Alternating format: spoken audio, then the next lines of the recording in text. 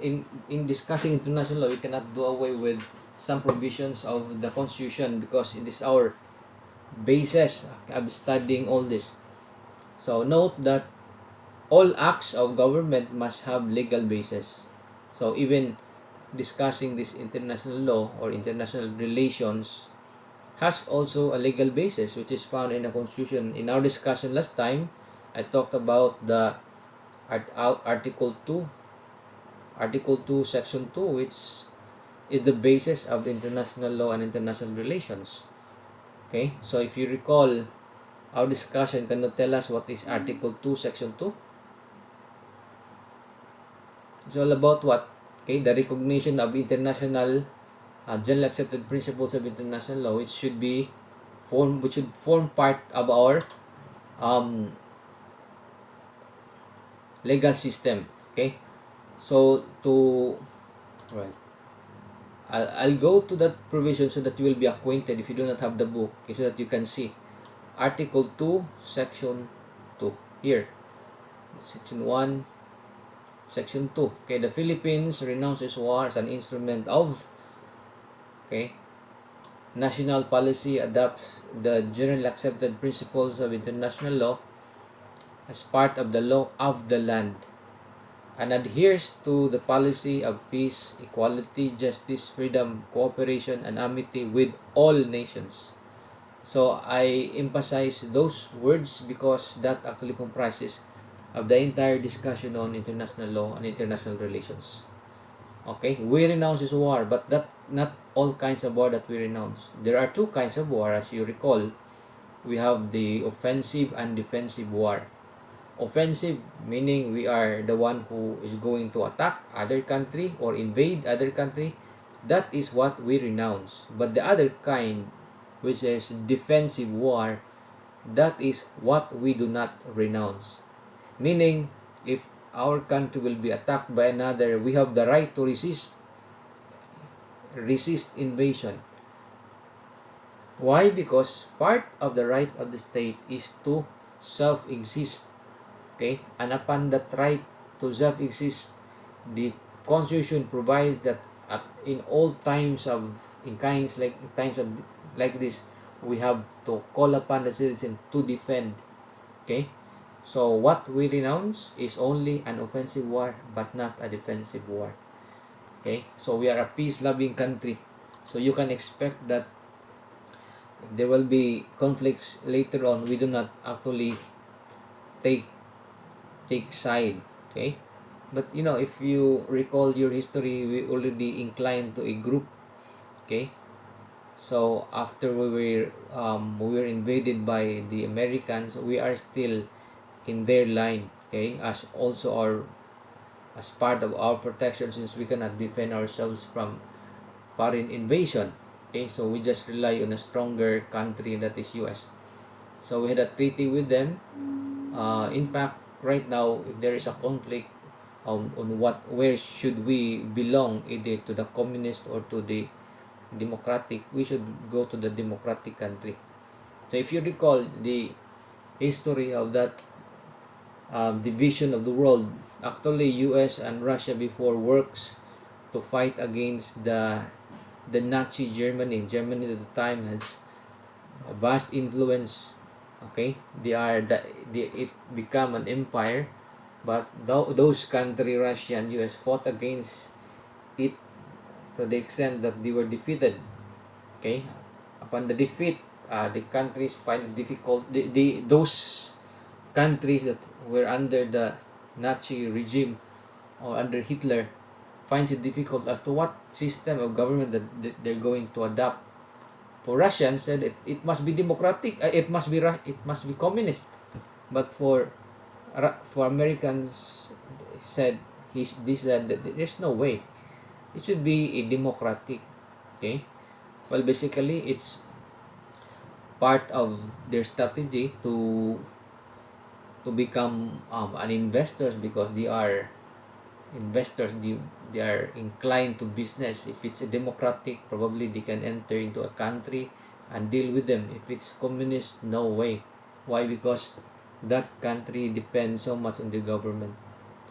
Okay, so right now you understand that if the country is communist, probably in the north and the south, there's also a country supported by US, and each of these country is using a gun of that is a mark where that can or a mark where that country um, belongs. If they use AK, they belong to Russia, and they are the enemy. If they are using Armalite, they belong to the Allied. So each of these has its own um, distinguishing mark, such that they are only allowed to use that gun based on what they belong. Okay, so right now there's a treaty that you cannot simply buy a gun from the enemy. So you cannot expect Philippines will buy from Russian issue fighter jet or helicopter, okay? Because we belong to the United States. So we all be probably buying fighter jets coming from United States. Okay? So, well, there's a move to go away with that, but in times of war or crisis, that will be cleared.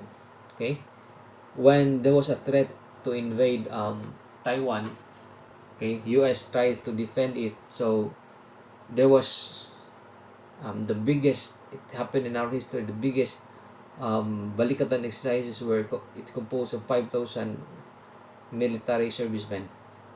Okay, so they stationed there in Philippines. In fact, offered our Subic air base for their exercises. Okay, and we offered that airport to be its landing port. So we cannot really do away or shun with that treaty or agreement. Okay, so if we will be invaded probably by Chinese, then you will expect our counterpart will help us. Okay, so but that is a presumption. We don't know really what would be the stand of use, but as to their agreement, okay, we abide by that agreement. We help each other. Now, so the in our discussion last time, we talked about the doctrine of incorporation, which states that there's no need actually of a law um, for a general accepted principles of international law to become part of Philippine laws. It's called doctrine of incorporation.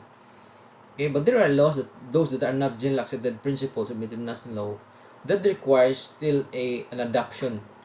Okay, so it will be adopted in our country, which requires law for it to be effective in our country. Okay, so another section which also the basis of this international relation is this one. Okay, you may be defending on your rights, such that probably in your religion you are not allowed to kill. Okay, and it might violate your rights, as some people argue that it's a violation of the right to religion. Okay, but look at the section 4. It says there the prime duty of the government is to serve and protect the people. The government may call upon the people to defend the state. Okay, so it's the right of the government to defend it. In what way? By calling all the people to defend the state. So can you say that is a violation of our religious freedom, not to kill? But it doesn't mean there when you go to join the force you will be killing. Okay, um, probably you will be doing something else. Probably assigned to a medic, or something that's still useful in the war. Okay, so in the fulfillment thereof, all citizens may be required under conditions provided by law to render personal military or civil service. For women, probably they can render only civil service, but for men, it's a requirement that they should render personal military. Okay, so it's good that it may be revived called the ROTC and CAT, because people now lacks discipline, especially our young generations. Okay, so well, I am against killing, no, but in case of disciplining students, I'd rather go for it rather than simply exercising their rights. Okay, to the extent that they sometimes fall into different vices. I'm sure if you will be trained in the military, you will do away with these vices. Okay, because you will be trained physically, and in training you physically, you have to avoid taking um, liquor or cigarette. Otherwise, you will lose your stamina. Okay, in military, you have to be strong and full of stamina. Okay, so because what I observe right now, young generations they lack discipline.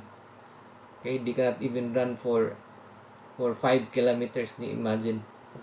Okay, they are still young, and yet as if their age is now uh, 50 or 70. Okay, so that's why in we have law on ROTC. Okay, and for if you cannot serve for ROTC, then probably NSTP, National Service Training Program. Okay, so they should be trained, okay, in order for them to be useful in our country. So that basically the basis of no of the rights of the state to self-exist. Okay, it's important that the state will exist because its existence is where also our life depends. Because without the state, all of us will probably be transferred to another country, just like what the Russians did. Okay, so they lose their territory. They are now Russians. Now, going back to international law. Okay, so our discussion on international relation would probably be in line with international law, because the basis of international relations is actually founded on the laws. Okay, well, can you still see the document moving? Yes, sir. Yeah, I'll move to page 88. The international law is found in page 88.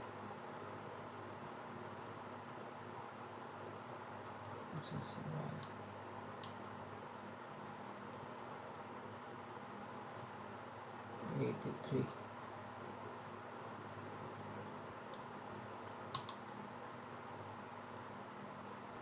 Okay, so we go back to the origin of this, to the definition of international law. According to Bentham, Jeremy Bentham, classic definition, okay, is that international law is a collection of rules governing relations between states.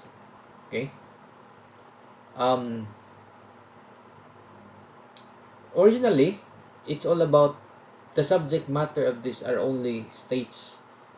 Okay, and few, in fact, it was avoided to deal with individuals and international organizations. Basically, or originally, um, it only deals with states. Okay, but right now, because of its evolution, rights of citizens or individuals can now be a subject matter of a case in international law. Okay, so it is a mark of how international law has evolved that this original definition omits individuals, okay, and international organizations. So if you look at the definition, it does not include there individuals and international organizations. Okay, so persons, name of persons cannot be a subject of international relations. Okay, or even international organization is not a subject of international law. Okay, meaning you cannot file a case or claim damages over a state if it is not, if you are an individual, if you are an individual. Okay, because the original definition of that international law is only between states. Okay, so if it's state and individual, no way, under old principle. State and international organization, no way also, because it's not, international organization is not the subject matter of international law. Okay, so but later on, right now, I'm telling you that that is now included. Okay, so that how it evolves, because we, because of the problem that arises if it's only between states, and such that an individual who are residing in that country cannot claim for damages. So right now it, and they have no remedy at all, so they suffer injustice. So in order to resolve that, individual can now become a subject matter of international law. Okay, so in international relation you have to deal with even individuals. Okay, okay, because it's also a right now of the citizens all over the world to to go wherever they want. Okay, so although each state has the right to protect its citizen, to exclude any person whom they do not want to be admitted. Okay, or to exclude others who are now residing in our country if they are misbehaving, like simplifying a case of conduct of unbecoming, or simply they are not fit anymore, like a simple trouble in the bar. Okay, that foreign individual can be deported immediately. Okay, so the only reason for your deportation may be that you are unfit to become our visitor. Okay, you are just a visitor, so you have to behave properly. Okay, so it's conduct of unbecoming. Okay, or the correct term for a deportation or the ground is undesirable alien. And what are these undesirable? How can you consider the person undesirable? Okay, like misbehaving, not behaving contrary to our culture. Okay, so if they come from a country where their behavior is okay but not okay in the Philippines, then they can be deported. Okay, so same rule also if you go to another country, because this being a desirable is also a ground in other country for you to deport it back in our country. Okay, so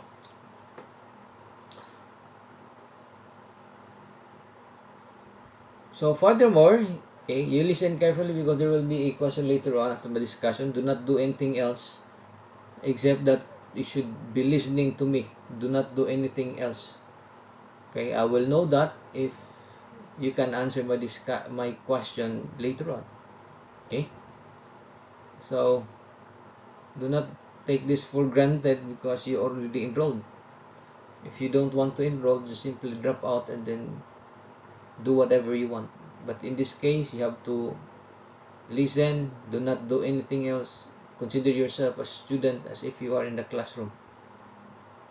Okay, now furthermore, it is no longer, have we discussed this one? Not yet, so maybe it's from the other class.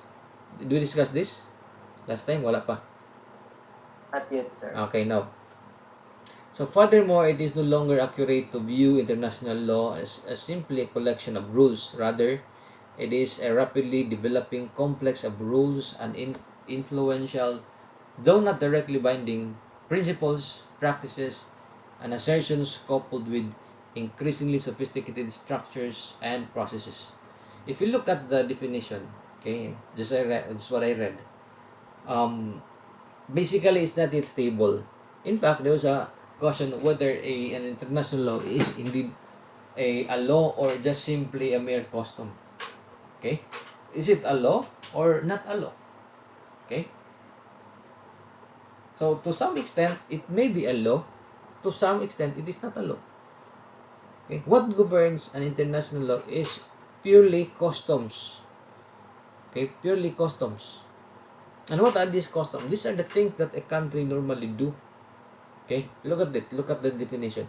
So, aside from it is simply a collection of rules, it is a collection of rules from one country. And that rules may not be even binding. Okay? Unless the other country adapts to it and enter into agreement. Okay? And later on, if there will be conflict as to its tender, may be resolved by a third party. Okay? So, it's only a collection of rules.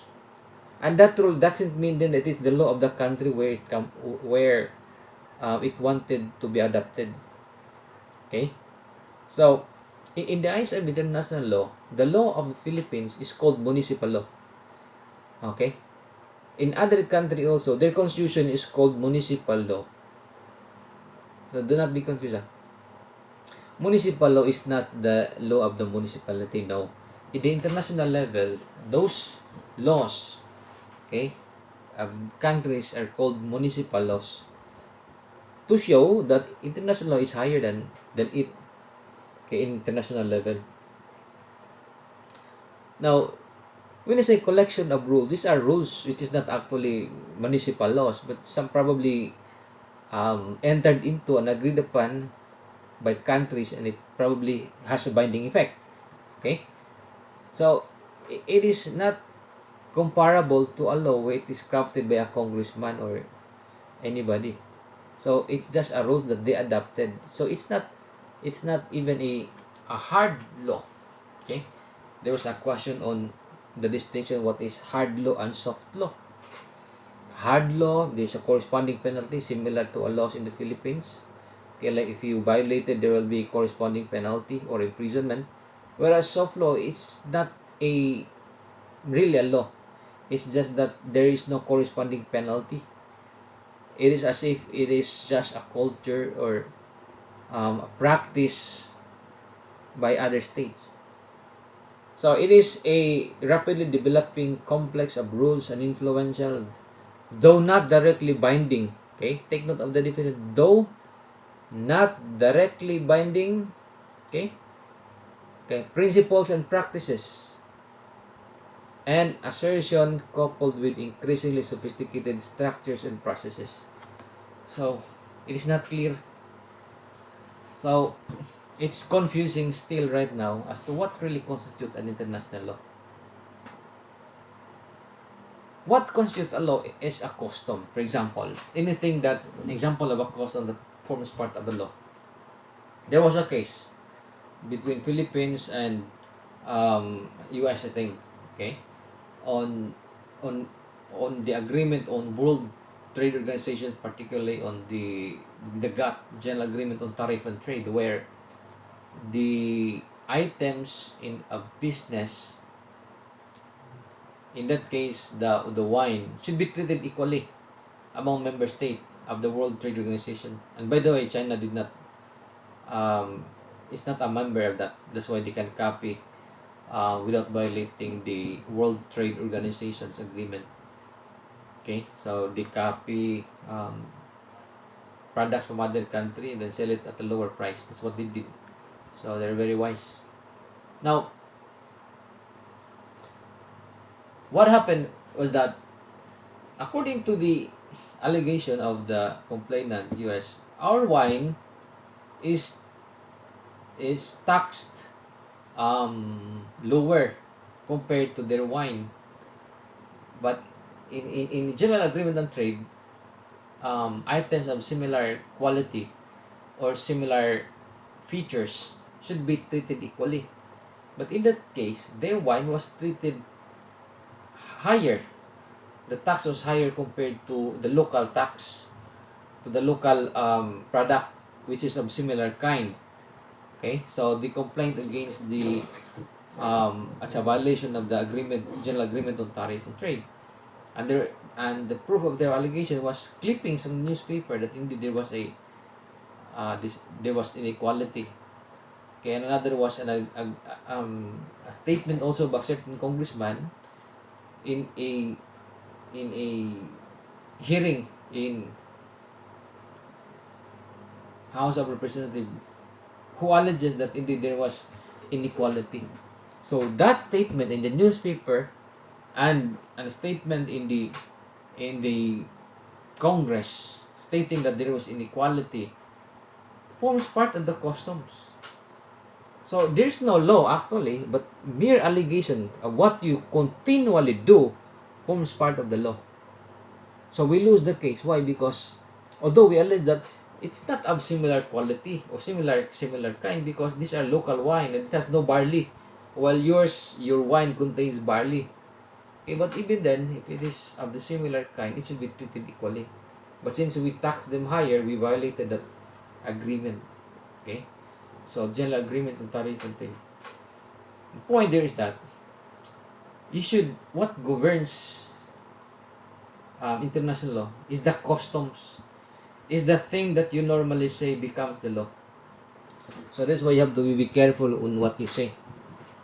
Okay, because that forms part of the law of in international law.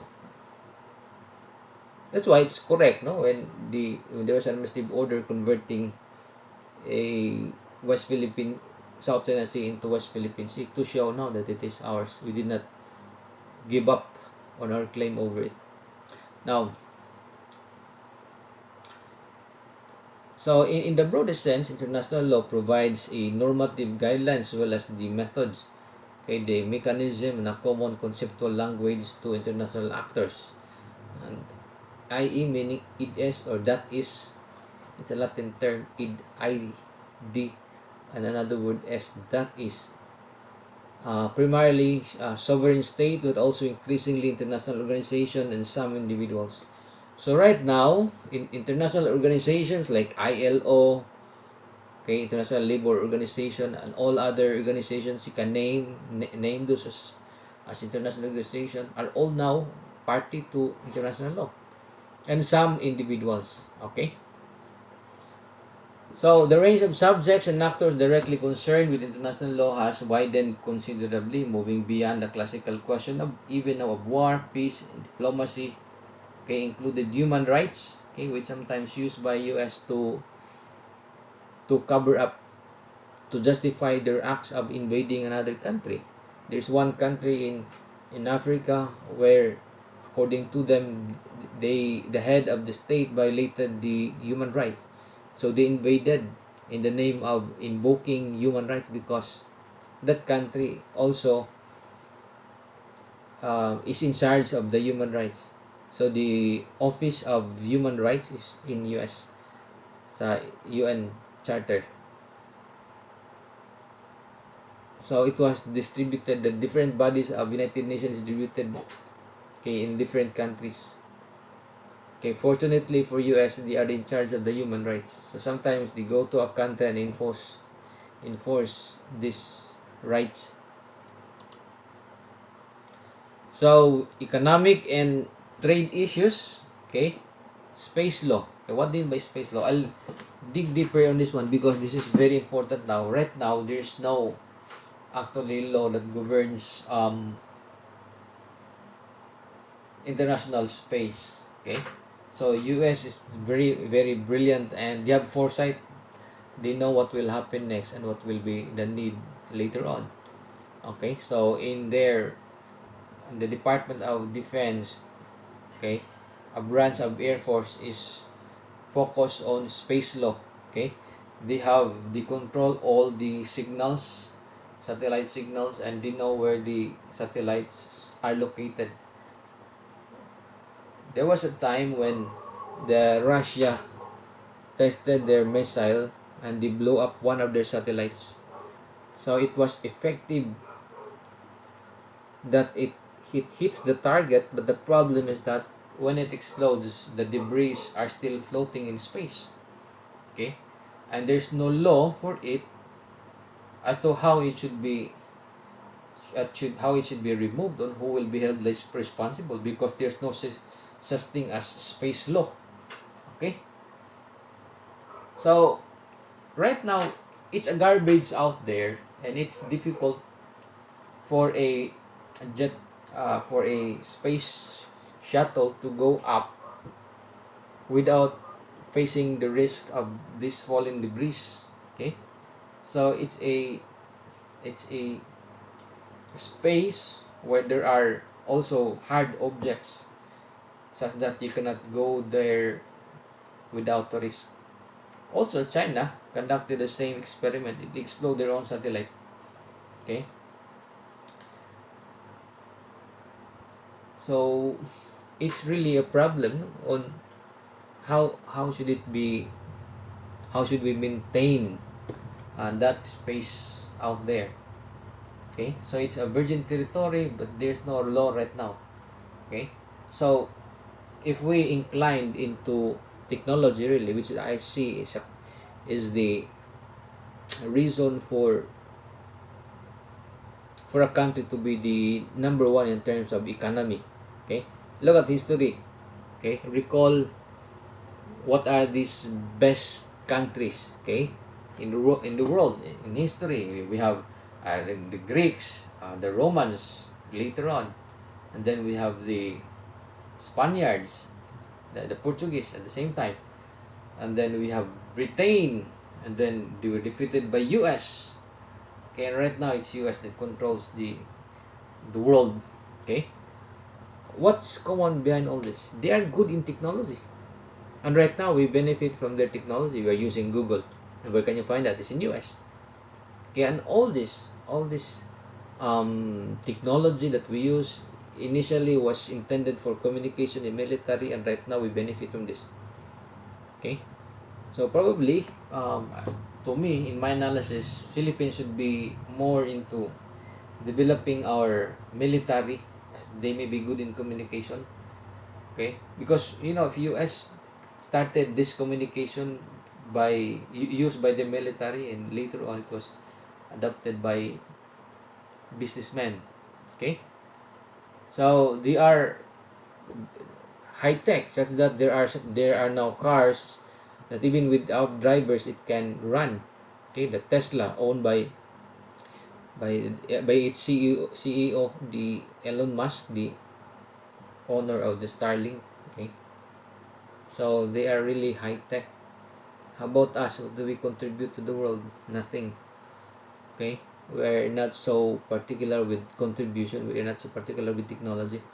What I see in this country is that, well, we are governed by unfit leaders. Okay, basically the reason why we choose them in election, in to be the leaders, because they are our ally during election. Okay, so even if they are not good in it, they cannot make innovations because they come from other we don't know where they come from, but they were just elected simply they were chosen or appointed because they are an ally.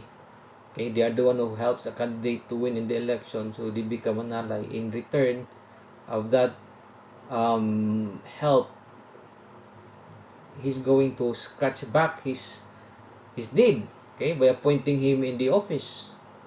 Okay, and they become our leaders. Okay, notice in history we had a leader in DepEd who is a businessman. Okay, another lately, the old one, I'm not criticizing the former DepEd, but she comes from somewhere else, and she doesn't even have the know-how on what's going on in DepEd. Okay, so how can you make an innovations if you come from other fields? Okay, what I'm trying to say is that for you to innovate, really, you have to understand the system, and the only people who understand the system are those who were there. Okay, not that you put people there simply because he is the one helping you during election. So in return of that help, you're going to help him also by appointing him and as the head. So what is the effect? They cannot innovate. They cannot make innovation on the system because they do not come from the system. The only way to understand the system, or who can make innovations on the system, are those people who are working in that system. Okay? So, that is the biggest problem we have. Okay? Because in our culture, we keep on putting people there as manok. Ba? It's a manok. Okay? Manok na ni ko, and they are loyal to you. So, if you want loyalty, which they normally want, okay, you better hire people who are loyal to you, who are tested by simply appointing those who help you in election. But it's not good. They cannot make innovations. I tell you, they cannot make innovations. They do not understand the system. Now, you can make even a study on whether those who are regional mga directors are coming from, or heads are coming from those of coming from those department. Okay? And then you will be shocked to find out that they actually come from different fields. Okay? And they do not understand the system because they do not come from that field. So that is why, technology wise, we are not at par with US. Okay? We cannot compete. It's not our culture. Unlike in Japan and in United States, where it's their culture really to compete with the new technology. Like in Japan, they are known for the cars. They are well established of that goodwill, that if it comes from Japan, it is the best quality. And one way also of patronizing that is that they also advertise. They compete, so it becomes a culture of that country to make cars. In our case, we do not have a culture yet. It's good to really create a culture. Okay, for example, if you want fighter jet, which I think is the key, to win any battle. Okay, we do not make fighter jets. So if you really want to advance in terms of war, so that we will not be defeated later on, okay, should make fighter jets. Okay, so probably compete. Okay, like there will be a show on just a game show, a dogfight probably. Okay, to train us, the youth, or even anybody who are enthusiasts in that aspect, to become innovative. Okay, now international law is distinct from international committee. Okay, so if you read or understand what I'm reading, okay, on the first few minutes, I read about committee, international committee, right? With all nations. It means what? What is the meaning of that? Can I call names here to check if you're around? What do you mean by committee? I was going to volunteer so that I'm going to give you 5 points. I cannot see. Who is raising? Somebody is raising. Just say the correct answer. What is it? Hello, Huh? hello, sir. Yeah. Am I audible? Yeah, kisa to? What's the answer? Sir, a committee refers to a group of people that are that specialize and are gathered to tackle upon certain ideas for the betterment of a certain aspect of life, sir. That, I think you're referring to committee. Committee. The spelling I'm referring now is COMITY, not COMMITTEE. Is that what you define? COMMITTEE? Yes, sir. Yeah, my question is, look at this. Look at the one. Can you read the spelling of what you are defining? This one. What's the spelling? COMITY, sir. Oh, what's the meaning? Do you know the meaning? Na-misheard ba ito na ako, sir? Okay, anybody who can define what's the committee? Grayson, si Miss Aureo, sir. Ah, yeah, Oreo. Okay, sige. Yeah, I can. What's the answer? Okay, good morning, sir. Yeah. Committee is social harmony, sir.